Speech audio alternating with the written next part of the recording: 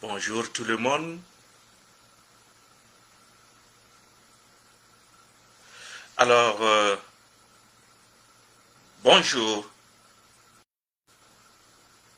C'est le rituel.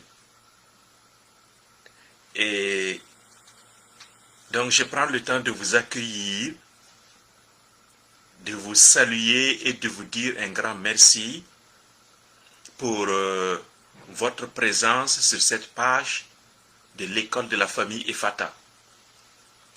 Je l'ai toujours dit, votre présence fait vivre cette page-là. Et je vous en remercie. Aujourd'hui, je vais juste répondre à une question que l'on m'a posée. Et on me l'a posée plusieurs fois. Mais hier, j'ai fait un direct en présentant ce livre-là, Choisir son conjoint. Et quelqu'un m'a demandé en privé, est-ce que c'est moi qui choisis mon conjoint ou bien c'est Dieu qui choisit mon conjoint pour moi? Qui choisit le conjoint? Voilà la vraie question ici. Qui choisit? Nous allons répondre à cette question. Et puisque on fait appel à Dieu, on parle de Dieu, Dieu est impliqué, nous allons retourner dans sa parole, dans la Bible, pour voir comment Dieu a agi dès le début, selon la Bible. Voilà, dans le livre de la Genèse, chapitre 2, verset 18, l'Éternel Dieu dit, « Il n'est pas bon que l'homme soit seul, je lui ferai une aide semblable à lui. »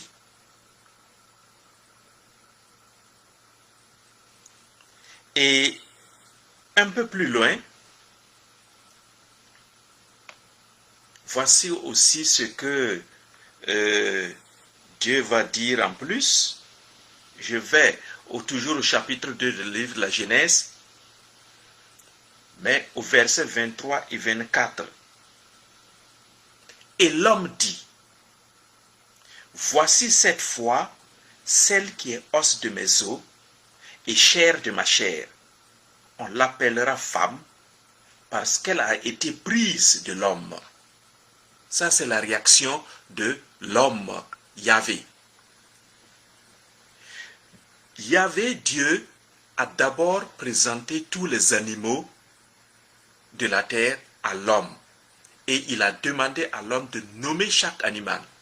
Il lui a même dit, le nom que tu donneras à chaque animal, moi Dieu, moi Yahvé ton Dieu, je suis d'accord avec cela. Vous voyez déjà le pouvoir que Dieu donne à l'homme déjà. Et l'homme a effectivement nommé tous les animaux, mais la Bible dit que l'homme ne trouve pas quelqu'un qui lui corresponde. L'homme ne trouve pas quelqu'un qui lui corresponde. Alors l'homme était triste. Et c'est dans ce sens que Yahvé a décidé de créer un semblable à l'homme. Donc vous voyez, qui s'est écrié ici? Voilà. C'est l'homme qui dit, voici cette fois celle qui est os de mes os et chair de ma chair. Je crois que ici c'est clair. C'est Adam lui-même qui a choisi. Et c'est lui qui a encore donné le nom de Ève. Adam a fait son choix. Parmi tous les animaux, et parmi cette nouvelle créature que Dieu lui a présentée, Adam dit, celle-là, c'est l'os de mes os, c'est la chair de ma chair. Vous voyez, la décision irrévocable de l'homme.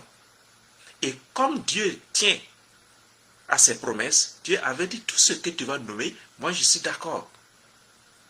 Et c'est comme ça que ça s'est passé. Donc, pour répondre à cette question, qui choisit le conjoint? Est-ce Dieu ou moi-même? Je répondrai simplement sans embâche, c'est moi. C'est toi. C'est chacun d'entre nous qui choisit son conjoint.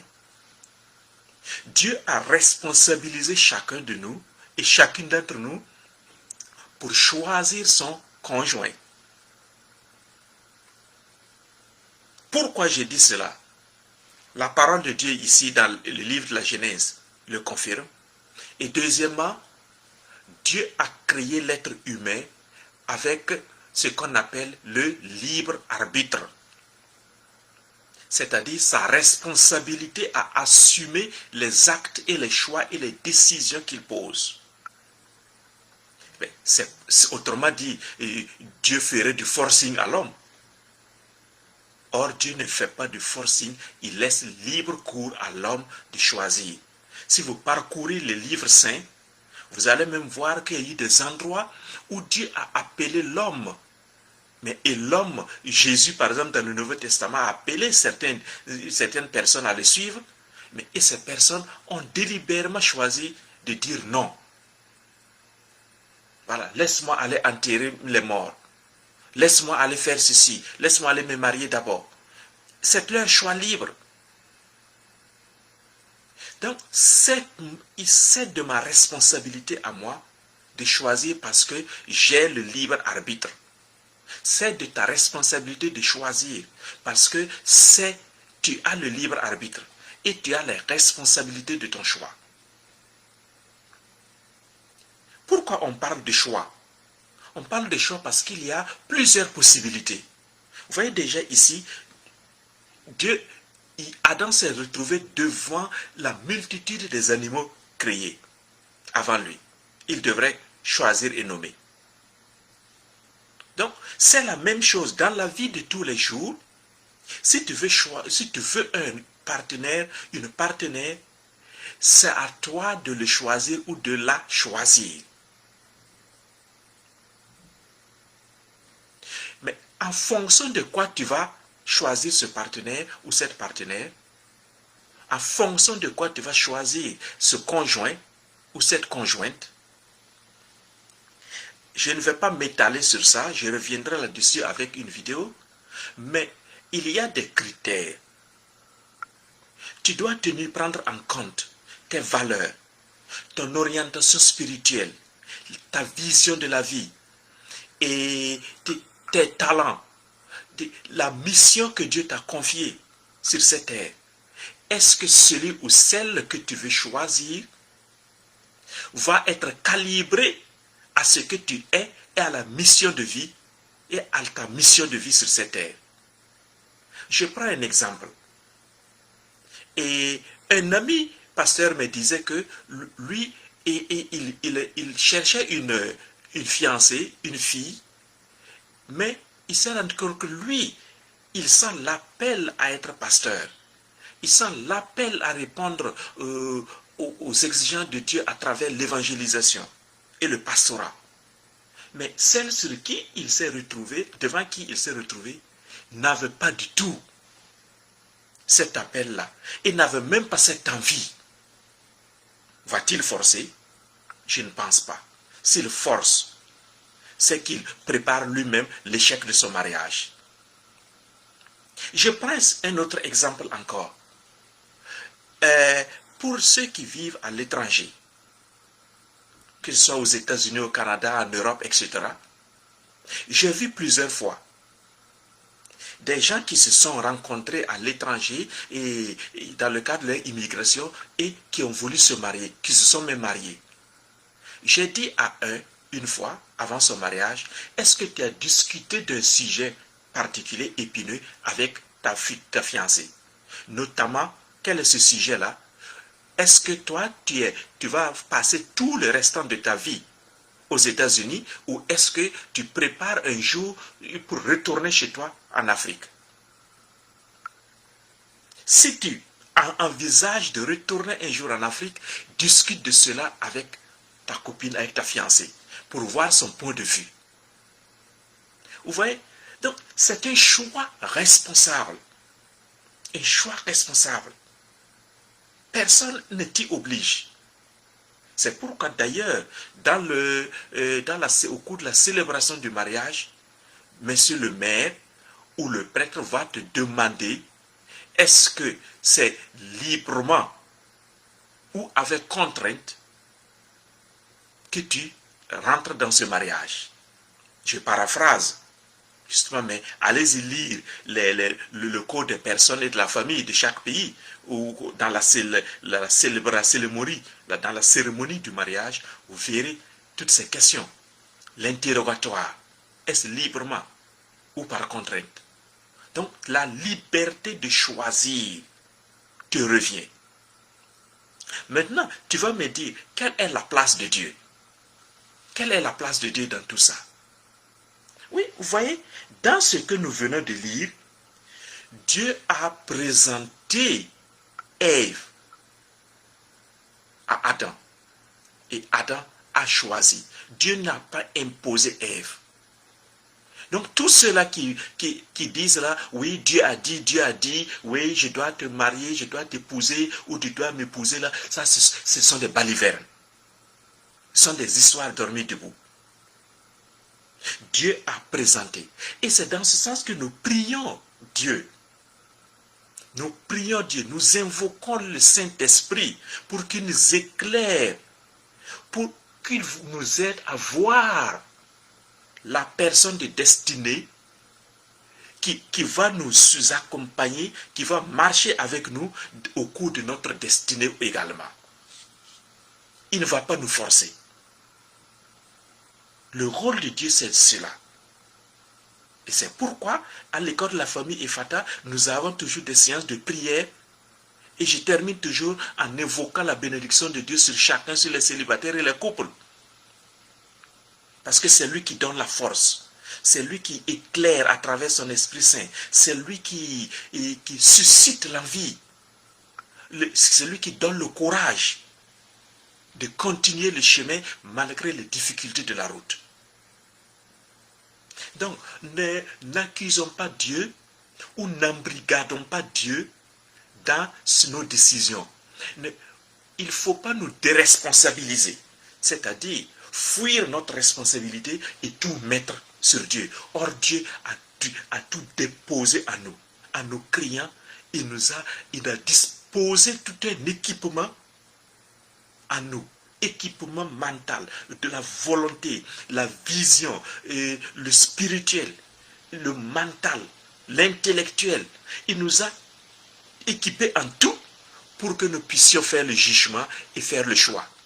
Et l'Esprit Saint viendra nous éclairer toujours. Voilà, ça, c'est un point de vue. Il peut être discutable, mais vous allez voir que à toutes les fois où vous fuyez, où tu fuis ta responsabilité, tu attends à ce que Dieu, un beau matin, tu te lèves, tu ouvres ta porte, et voilà, un lot de jeunes filles, un lot de jeunes gens devant ta porte, et toi tu prends. Parce que c'est Dieu qui les a envoyés comme ça. C'est Dieu qui te les a donnés. Non, ça ne se passe pas comme ça. Tu vas chercher, tu vas choisir, tu vas décider. Et il te revient cela. Et lorsque tu décides, tu deviens responsable dans la relation. Personne ne t'y oblige. La liberté de choix. Écoutez, je retourne encore dans la parole de Dieu pour vous lire quelque chose. Oui. Écoutez-moi cela. Et c'est dans le livre de Deutéronome. Deutéronome 30, verset 19. Il avait dit au peuple d'Israël, « J'en prends aujourd'hui à témoin contre vous le ciel et la terre. Je mis devant toi la vie et la mort, la bénédiction et la malédiction. Choisis la vie, afin que tu vives, toi et ta postérité. » Voilà le mot « choisir » ici même qui revient. Il nous suggère cela, choisir la vie. Il ne nous impose pas la vie. C'est quoi choisir? C'est décider parmi toutes les possibilités qui s'offrent à moi, je décide que ça sera celle-là ou ça sera celui-là. Je décide que je prendrai ce chemin ou je prendrai cet autre chemin. C'est ça le choix. Et ça, personne ne le fera à ta place. Personne ne le fera à ta place. C'est toi qui vas le faire, mon frère, ma soeur. Responsabilise-toi. prends tes responsabilités. Et maintenant, tu peux, et tu vas prier Dieu, et même avant de prendre la décision, tu prieras toujours Dieu pour qu'il soit là pour t'éclairer, voilà, par son Esprit Saint. Vous voyez, je vais lire encore un autre passage pour que vous voyez la lettre aux Hébreux. La lettre aux Hébreux, chapitre 5, verset 14. Mais la nourriture solide est pour les hommes matures, pour ceux dont le jugement est exercé par l'usage à discerner ce qui est bien et ce qui est mal. Voilà. La nourriture solide est pour les hommes matures. Les hommes matures, il faut de la maturité pour faire un choix. Et pour les questions de vie, comme le mariage, comme le choix d'un conjoint, ce sont des décisions importantes de la vie. J'ai l'habitude de dire qu'il y a deux choix, quand tu les fais mal, tu peux regretter tout le restant de ta vie. Le choix de ton partenaire ou de ta partenaire et le choix de ton emploi. L'emploi peut te faire ou te défaire. Ton conjoint ou ta conjointe peut te faire ou te défaire. Donc là, il faut un choix avisé.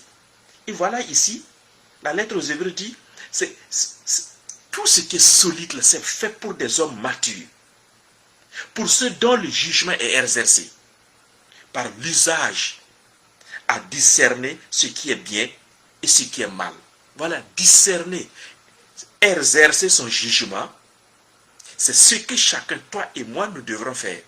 Exercer notre jugement pour pouvoir discerner. Qui dit discernement dit également choix. Tu discernes parmi tout ce qui se présente devant toi. Et tu dis oui à cela. Et la même parole de Dieu dit que ton oui soit oui et que ton non soit non.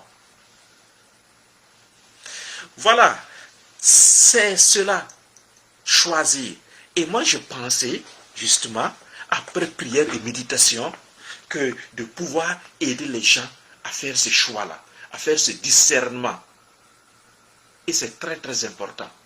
Comme je l'ai dit, si tu le rates, tu peux rater le restant de tes jours aussi. Alors, exerce ton jugement pour discerner, pour choisir. Tu peux demander la grâce de Dieu. Et tu vas même faire demander la grâce de Dieu, le concours du Saint-Esprit, pour pouvoir exercer ton jugement. Parce que notre jugement peut être faussé. Et c'est là que la lumière du Saint-Esprit nous aidera. Va t'aider aussi à trouver le droit chemin, à trouver la bonne personne, c'est-à-dire la personne de ta destinée. Pas une personne que tu vas choisir selon seulement tes goûts sexuels, tes aspirations sexuelles. Non, c'est la personne de ta destinée. Je dis bien de ta destinée. C'est pourquoi au préalable, comme je l'ai dit hier dans la vidéo, il faut que toi-même tu te découvres. Il faut que toi-même tu te connaisses. La connaissance de soi. Découvrir qui tu es. Découvrir ta mission de vie. Découvrir tes talents. Découvrir tes aspirations profondes. Découvrir tes valeurs. Et c'est en fonction de ça que tu vas choisir quelqu'un qui pourra s'harmoniser à ce que tu es. Sinon, tu vas aller prendre un gango ou une gango et venir déposer dans ta maison et ça va être la guerre tous les jours. Non. Ma prière est que tu exerces ton jugement chaque jour et que tu te découvres et que tu puisses toi-même choisir par la grâce de Dieu. Je prie pour toi, toi jeune fille, toi jeune garçon, je prie pour que ton choix soit vraiment un choix mature, un choix responsable pour le restant de ta vie. C'est très très important. Que la paix, l'amour et la joie de Dieu demeurent toujours dans ton cœur.